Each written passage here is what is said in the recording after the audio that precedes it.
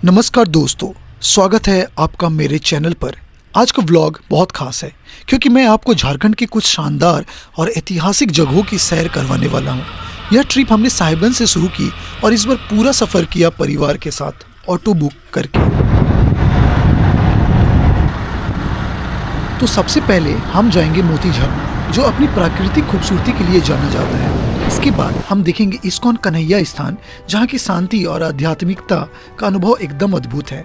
फिर चलते हैं बरादरी, साहिबगंज का ऐतिहासिक स्थल जो अपने अनोखे स्थापत्य और इतिहास के लिए मशहूर है। और आखिर में आपको दिखाएंगे साहिबगंज मल्टी मॉडल पोर्ट, जिसको बंदरगाह भी हम कहते हैं, जो हमारे भारत का महत्वपूर्ण प्रोजेक्ट है और वाकई देखने लायक है। तो चलिए दोस्तों, बिना देरी किए इस खूबसूरत सफ़र की शुरुआत करते हैं। वीडियो को पूरा देखें और अगर आपको पसंद आए तो लाइक, शेयर और सब्सक्राइब करना मत भूलिए। चलिए दोस्तों, चलते हैं मोती झरना की ओर। साहिबगंज से निकलते ही NH 133 का हिस्सा आता है, जो अच्छी स्थिति में तो पूरी तरह नहीं है, लेकिन यात्रा को ज़रूर आसान बना देता है। मुख्य हाईवे से कुछ दूरी पर आपको ग्रामीण सड़कें शुरू हो जाते हुए दिखेंगे, जो थोड़ी संकरी और कच्ची हो सकती हैं, लेकिन झारखंड के प्राकृतिक सौंदर्य को करीब से देखने का मौका जरूर देती हैं। साहिबगंज से मोती झरना तक का सफ़र बहुत ही दिलचस्प और प्रकृति से भरपूर है। यह दूरी लगभग 20 से 25 किलोमीटर है और इसे तय करने में लगभग 1 से 1.5 घंटे का समय लगता है, जो इस बात पर निर्भर भी करता है कि आप किस माध्यम से यात्रा कर रहे हैं। दोस्तों, इस रास्ते पर हरे भरे जंगल, खेत और पहाड़ी दृश्य सफ़र को और भी रोमांचक बनाते हैं। दोस्तों, आप देख सकते हैं मोती झरना जाने के लिए एक बहुत विशालकाय एक गेट बना हुआ है और अभी हम प्रवेश कर चुके हैं मोती झरना की तरफ।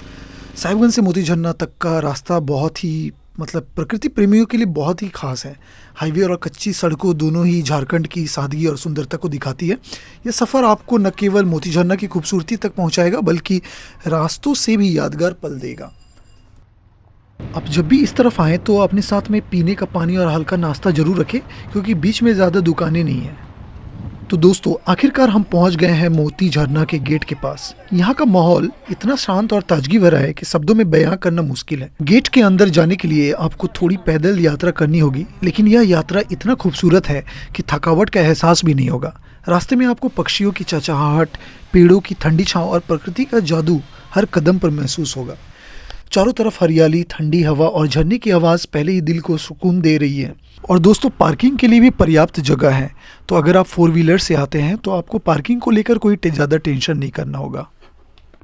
तो दोस्तों, अगर आप साहिबगंज को एक्सप्लोर करना चाहते हैं और साहिबगंज के आसपास की खूबसूरती को देखना चाहते हैं, और ख़ासकर अगर आप पहाड़ी प्रेमी हैं और अगर आप हिल स्टेशंस को ज़्यादा पसंद करते हैं, तो आप ज़रूर मोती झरना आइए और यहाँ का इस खूबसूरत सीन को आप एक्सप्लोर कर सकते हैं। आप दूर में देख सकते हैं, दूर दूर तक जो है जंगल पूरा भरा हुआ है और वहाँ पे झरना भी आपको देखने को मिल रहा है। हम करीब जाएंगे उसका। आप देख सकते हैं यहाँ से झरने की हल्की हल्की झलक मिल रही है। पानी की धार इतनी साफ है कि सच में मोतियों जैसा चमकता है। आई थिंक ऐसे झारखंड में बहुत ही कम डेस्टिनेशंस होंगे जो हिल स्टेशंस के नाम से विख्यात होंगे, और इनमें से एक है मोती झरना। अगर आप इस जगह पे आते हैं, ये तलझारी महाराजपुर स्टेशन से काफ़ी नज़दीक माना जाता है।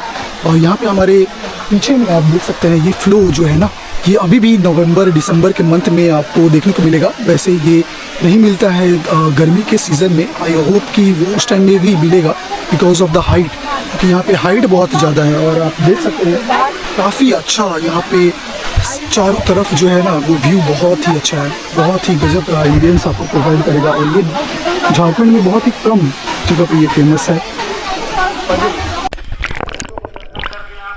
और यहाँ पे आप देख सकते हैं कि कुछ लोग हैं जो झरना का पानी का आनंद ले रहे हैं और काफ़ी तरह से नहा भी रहे हैं। तो ऐसे कुछ सेफ्टी का भी इंतज़ाम किया गया है।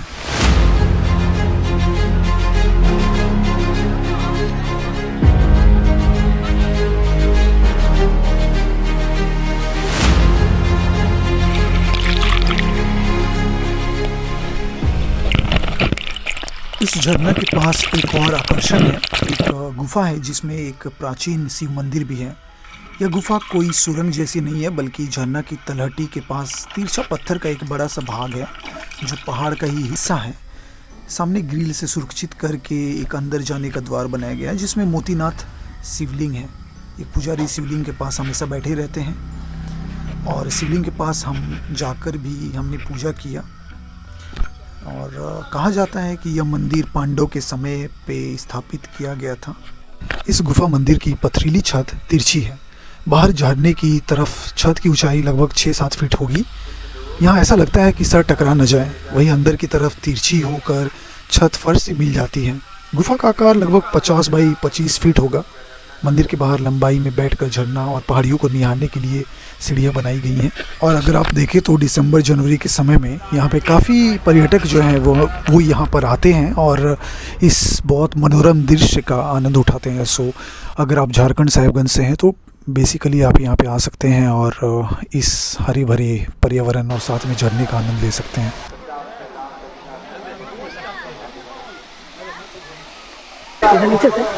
इसको देखिए, ये कहाँ पे चला गया। ये ऐसा जगह है और वो अपनी जगह पे बैठा हुआ है। तो दोस्तों, मोती झरना के आसपास में बहुत सारे जो है जीव जंतु यहाँ पे रहते हैं और काफ़ी मात्रा में बंदर यहाँ पे आते हैं और पर्यटकों से बहुत सारे सामान का अपेक्षा करते हैं।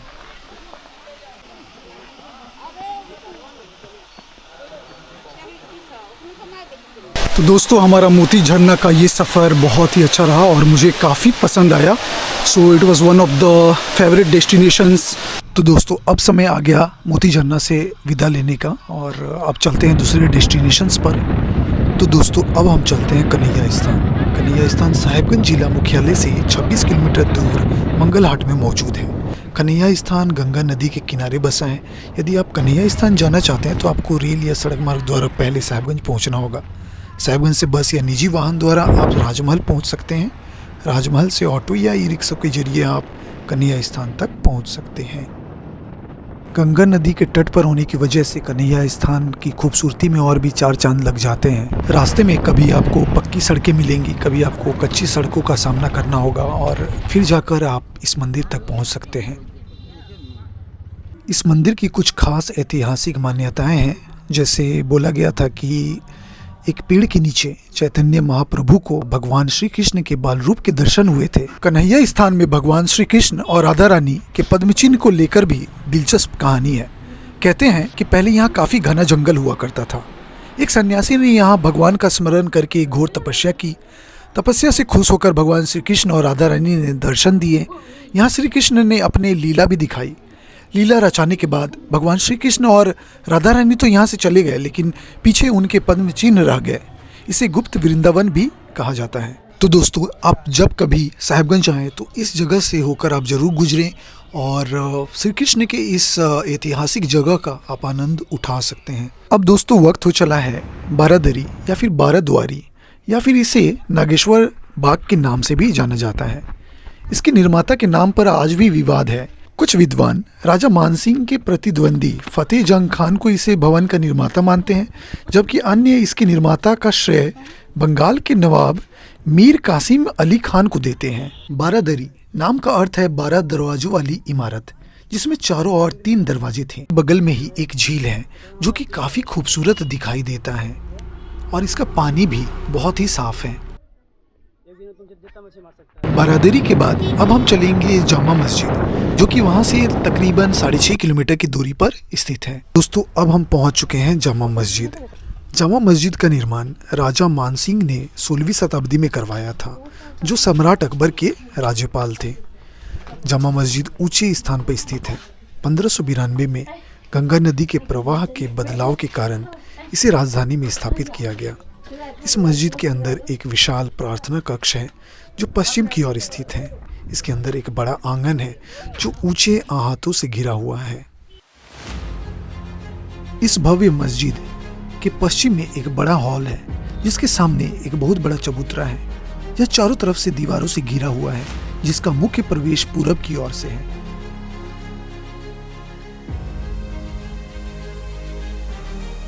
इसका प्रवेश द्वार कलात्मक ढंग से मेहराबदार है और इसके गुंबद प्रारंभिक मुगल शैली में बने हुए हैं। मस्जिद के विशाल आंगन के बीच वजू के लिए बहुत बड़ा रिवायती टैंक बना हुआ है। मस्जिद को पश्चिमी की ओर से देखने पर यह इमारत किसी किले के अंदर स्थित महल की तरह लगती है। यह इमारत पुरातत्व विभाग द्वारा संरक्षित घोषित है। देखने में यह मस्जिद पूरा दिल्ली के जामा मस्जिद की ही भांति है। अंदर में आप देख सकते हैं कि यहाँ पर जो कैदियों को रखने के लिए जेल बनाया गया है। 2-3 जेल अभी मौजूद हैं और पूरा खंडहर, पूरा अंधेरा आपको दिखेगा। और उस ज़माने में ये इतने मोटे मोटे दीवार से बना हुआ ये मस्जिद है जो आज तक साहिबगंज और राजमहल को समर्पित है। तो दोस्तों, आपको ये मस्जिद कैसा लगा जरूर कमेंट बॉक्स में बताइएगा। आखिर में हम जाएंगे बंदरगाह, जहाँ पे हम देखेंगे एक ऐसा मल्टी मॉडल पोर्ट जिससे झारखंड को 10 राज्यों से जोड़ा जा सकता है। यहाँ पहुँचने के लिए आप NH-33 या NH-80 का इस्तेमाल कर सकते हैं और रास्ते में आपको कहीं न कहीं पे कंस्ट्रक्शन होता हुआ नज़र आएगा। आप देख सकते हैं पूरी तरह रोड जो है बना नहीं है, बट इतना चौड़ा किया गया है कि आसानी से 4-5 जो ट्रक्स हैं वो गुजर सकते हैं। सामने आप देख सकते हैं भारतीय अंतर्राष्ट्रीय जलमार्ग प्राधिकरण और मल्टी मॉडल टर्मिनल साहिबगंज।